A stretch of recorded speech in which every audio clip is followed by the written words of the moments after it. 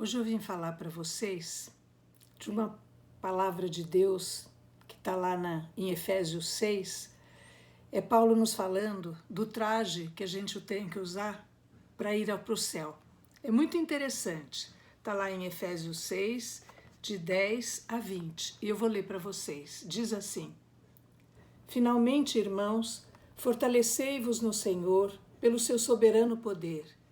Revesti-vos da armadura de Deus, para que possais resistir às ciladas do demônio. Pois não é contra homens de carne e sangue que temos que lutar, mas contra os principados e potestades, contra os príncipes desse mundo tenebroso, contra as forças espirituais do mal espalhadas nos ares. Tomai, portanto, a armadura de Deus,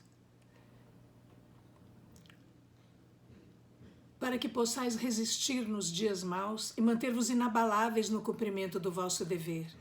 Ficai alerta, a cintura cingidos com a verdade, o corpo vestido com a couraça da justiça e os pés calçados de prontidão para anunciar o evangelho da paz. E, sobretudo, embraçai o escudo da fé, com que possais apagar todos os dardos inflamados do maligno. Tomai, enfim, o capacete da salvação e a espada do Espírito, que é a palavra de Deus. Intensificai as vossas invocações e súplicas. Orai em todas as circunstâncias pelo Espírito, no qual perseverai em intensa vigilância por todos os cristãos. E orai também por mim, para que me seja dado anunciar corajosamente o mistério do Evangelho, do qual sou embaixador prisioneiro, e que eu saiba pregoá-lo publicamente, com desassombro, como é o meu dever. Para isso, nós vamos assim destrinchar um pouquinho o que Paulo quer dizer para nós, né? Um dos segredos de Paulo, então, nessa corrida rumo ao céu, é esse prêmio que Deus nos dá da vida eterna. Paulo diz que ele precisava usar uma vestimenta. Todo atleta usa trajes próprios para vencer uma corrida. Então, o nadador tem um maiô que desliza melhor na água, o atleta tem uma roupa que permite um atrito menor com o ar, um tênis especial, né? Enfim, o que luta esgrima tem toda aquela veste para poder não se machucar, né? Então todos precisam se proteger e usar vestes que fazem com que você ganhe, ajude você a ganhar essa corrida, e precisa haver um treino também para que você chegue lá. Paulo não queria ganhar de outros corredores como ele, mas ele queria vencer o inimigo que o perseguia violentamente e tentava impedir a vitória dele a qualquer custo. E ele sabe que nós também temos esse inimigo. Paulo sabia que ele trazia esse tesouro em vasos de barro, isto é, a palavra de Deus, que vem nos ajudar.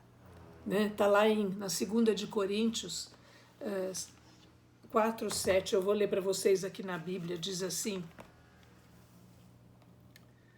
Porém, temos esse tesouro em vasos de barro, para que transpareça claramente que esse poder extraordinário provém de Deus e não de nós.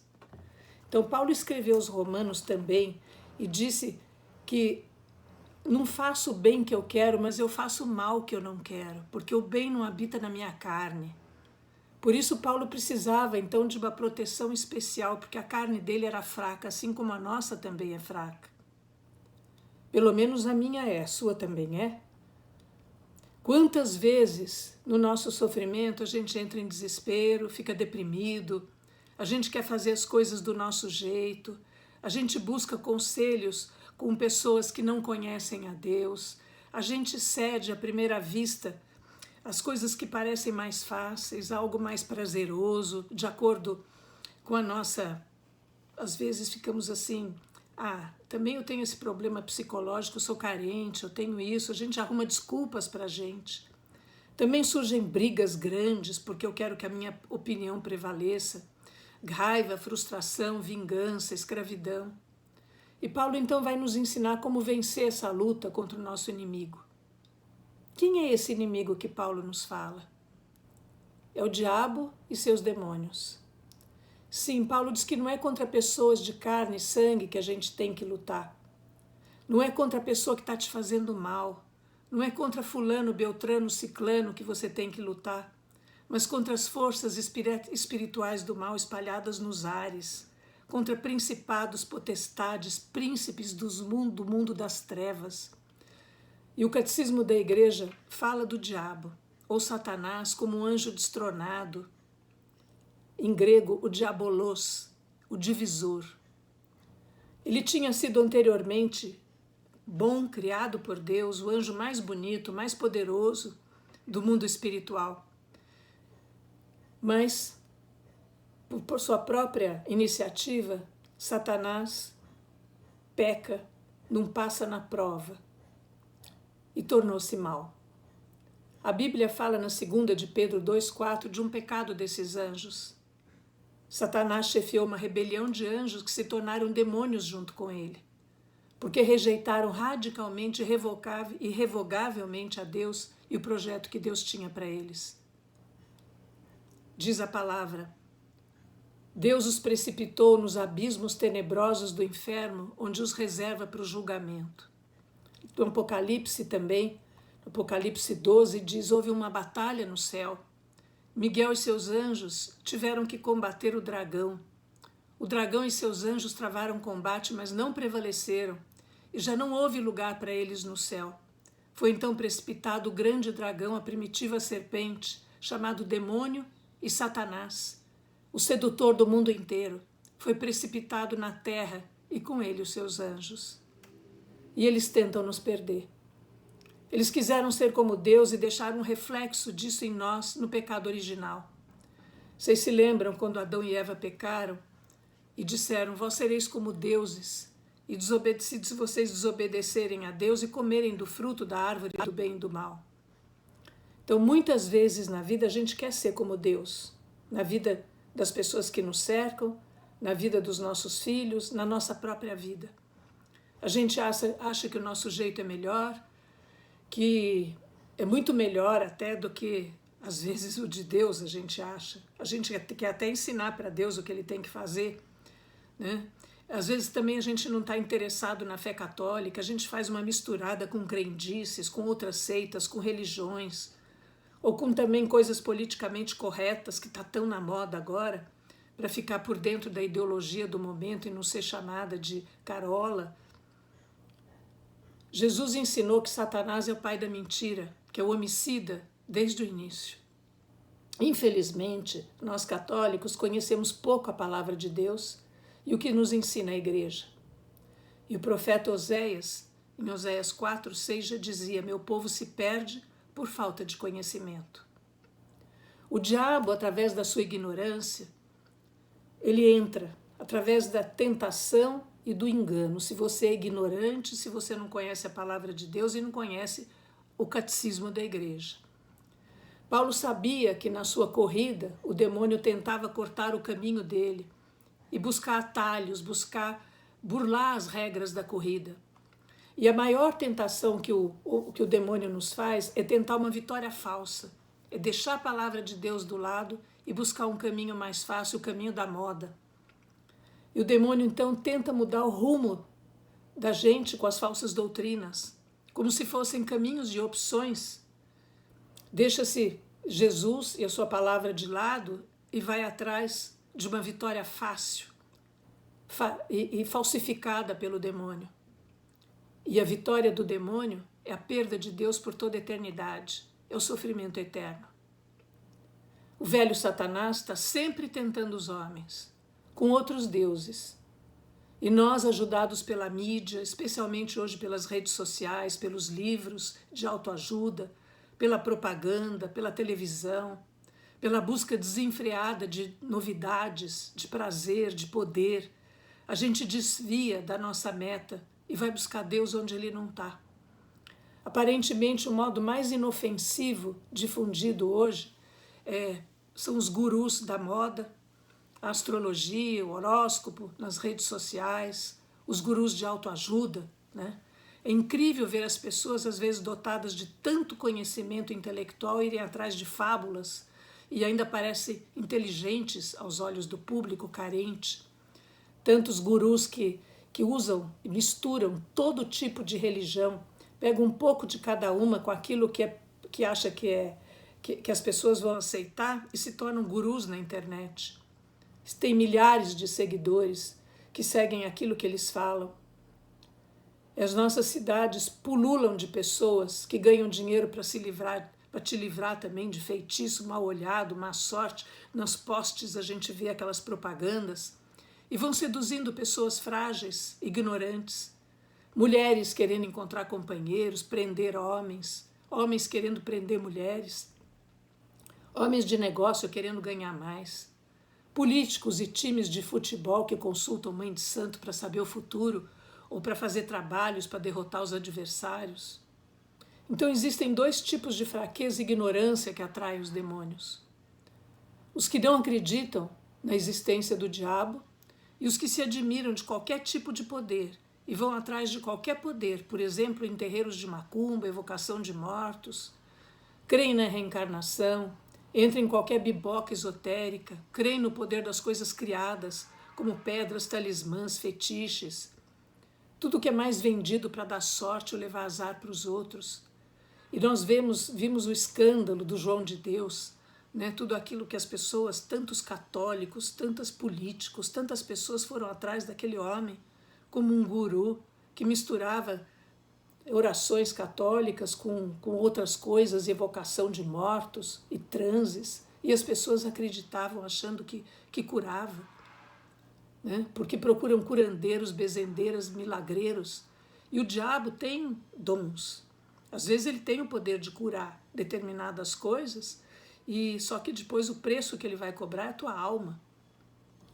Nós temos visto o estado que essas pessoas ficam depois quando elas se dão essas práticas, deprimidas, doentes emocionalmente, têm visões esquisitas, têm a sexualidade perturbada, desequilibrada, problemas no casamento, problemas de bebida, pessoas muito perturbadas. Muitas crianças atormentadas que não conseguem dormir à noite com comportamentos estranhos. Tem também aqueles que querem pôr Jesus à prova pedindo sinais e correr atrás de pessoas milagrosas, que diz que faz milagres, aparições que não são confirmadas pela igreja. E também tem os soberbos que não estão nem aí para as coisas de Deus e vivem para os próprios ventres, lesando e fraudando os outros. Demônios têm inteligência superior porque eles são anjos caídos e não perderam o poder na queda. Pois quando Deus dá um dom, ele não tira, como eu já disse. E Paulo nos ensina nessa passagem como evitar as ciladas e como vencer a tentação diabólica. Qual é a armadura de Deus que Paulo nos ensina a vestir? Primeiro é o cinto, que é a verdade. E nós não podemos ser como Pilatos, que diz, e o que é a verdade? Um só é a verdade. E a pergunta não é o que é a verdade, mas é quem é a verdade. Porque lá em João 14,6, Jesus diz, eu sou o caminho, a verdade e a vida. Então a verdade é Cristo e a verdade é a palavra de Deus. Né? Então o cinto é essa verdade imprescindível que a gente veste na nossa carne fraca, que é a verdade de Deus na nossa vida. Né? O diabo prende o mundo pelo engano e Paulo fala aos Tessalonicenses, a manifestação do ímpio será acompanhada, graças ao poder de Satanás, de toda a sorte de portentos, sinais e prodígios enganadores, e ele usará de todas as seduções do mal para aqueles que se perdem por não terem cultivado o amor à verdade que os teria podido salvar. Então vamos cultivar o amor à verdade, vamos colocar esse cinto da verdade em nós. Então, com a ajuda do Espírito Santo, busque a verdade, que é o próprio Senhor. Procure se confrontar com a palavra de Deus. Perceba que Deus é amor e Ele quer o seu bem. Perceba que Ele te deu meios de conhecer a verdade, né? Que Ele te deu dons para você descobrir quem você é e se confrontar com a palavra de Deus e ver aquilo que você tem que mudar ou melhorar. Procure perceber quais são suas fraquezas, né? E também quais são suas qualidades, né? Para se você jogar fora o que não presta e ficar com o que é bom. Duvide daqueles que pregam a felicidade instantânea aqui e agora, porque Jesus mesmo disse que no mundo a gente haveria de ter aflições, mas que tivesse coragem, porque Ele venceu o mundo. Que nenhum de nós seja como Pilatos, que vai exclamar o que é a verdade. Segundo, o tecido da roupa de Paulo, que ele chama de couraça. Imagine as armaduras dos soldados da época, que usavam o couro, o mais forte, mais caro, né? A roupa vinha do pescoço até embaixo da cintura e protegia os órgãos vitais, o coração, o pulmão, o fígado, e mantinham a integridade física.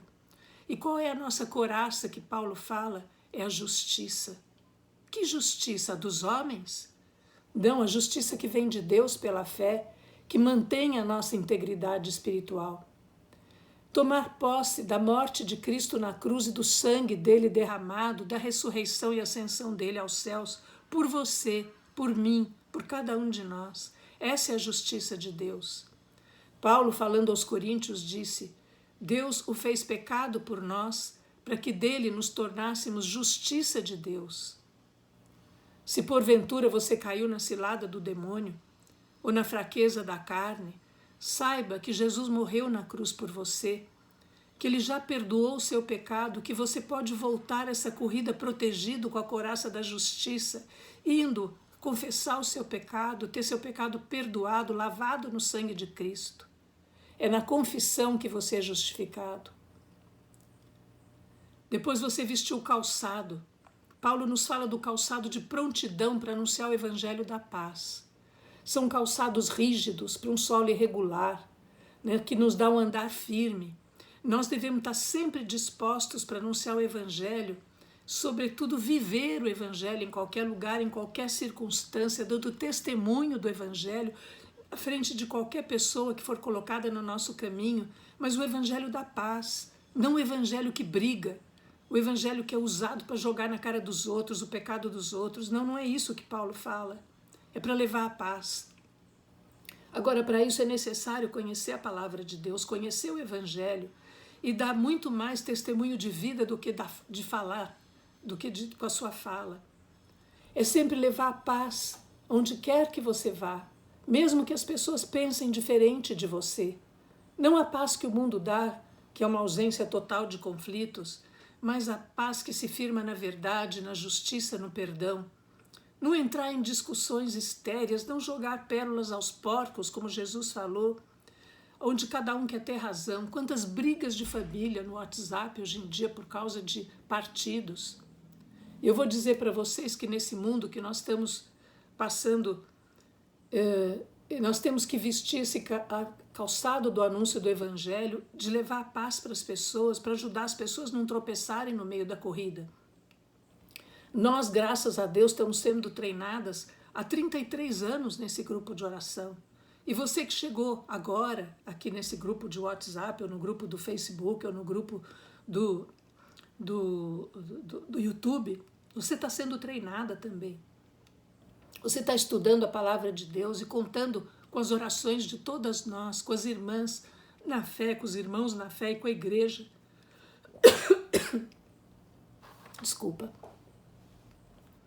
E depois o escudo da fé que Paulo nos fala. O escudo é aquilo que nos protege contra as ciladas do inimigo.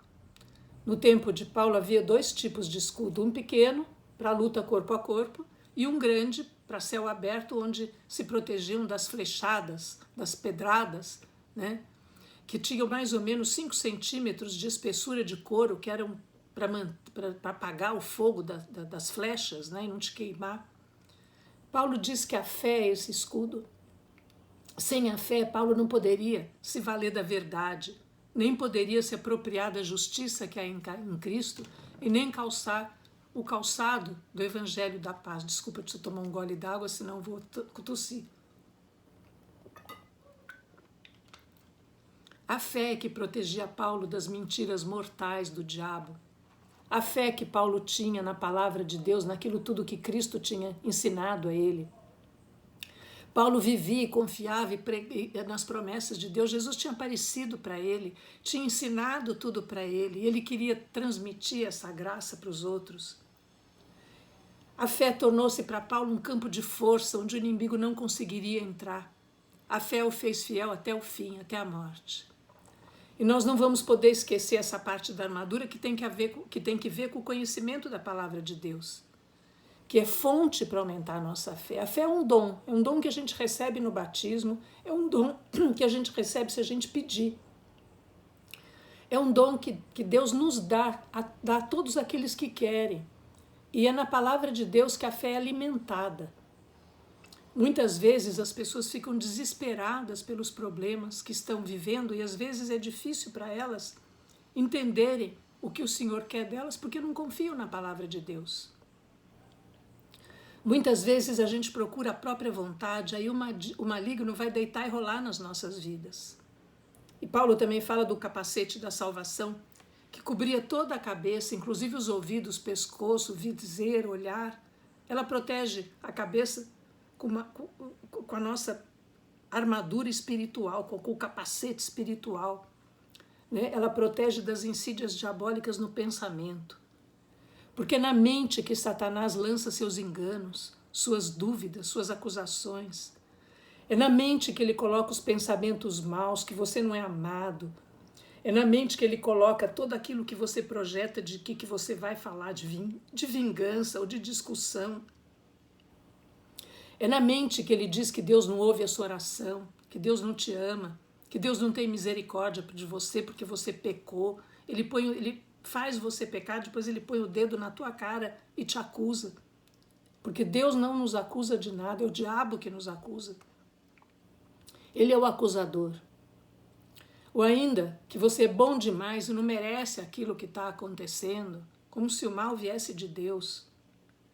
Por isso, a mente que não se firma em Deus, que é ignorante das coisas de Deus, é território propício para o inimigo. A 2 de Coríntios diz, eu não quero que sejamos vencidos por Satanás, porque a gente não ignora as suas maquinações. A gente vestir o capacete da salvação é crer que Jesus morreu na cruz por você agora e que agora você é livre. É saber que a igreja te oferece todos os meios, os sacramentos, para você se fortalecer, para que Deus esteja presente na sua vida e que atua em você com misericórdia. Né? E também Paulo fala da espada do Espírito. A espada é uma arma de ataque, de defesa, e ele nos ensina que é a palavra de Deus, ela serve para atacar o inimigo, para nos defender dele. Jesus resistiu ao demônio com a palavra. Diz, está escrito. Desembainhe a espada do Espírito e saque um versículo da Bíblia e firme-se nas promessas que ele fez. Está escrito, o diabo não consegue vencer o poder da palavra de Deus.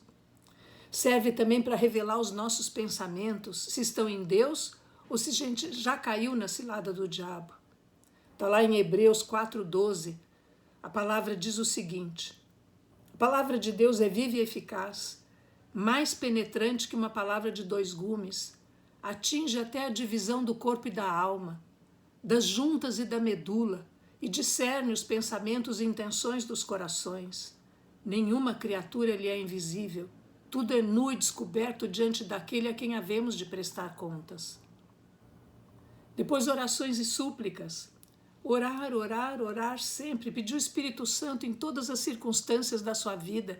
Pergunte a Ele o que fazer, como fazer, em que momento fazer. Peça a Ele o discernimento do que fazer naqueles momentos mais duros da sua vida. Às vezes é melhor calar, às vezes é melhor falar. O Espírito vai te ajudar se você estiver de acordo com a palavra, com aquilo que Deus ensinou. Pergunte a Ele o que fazer.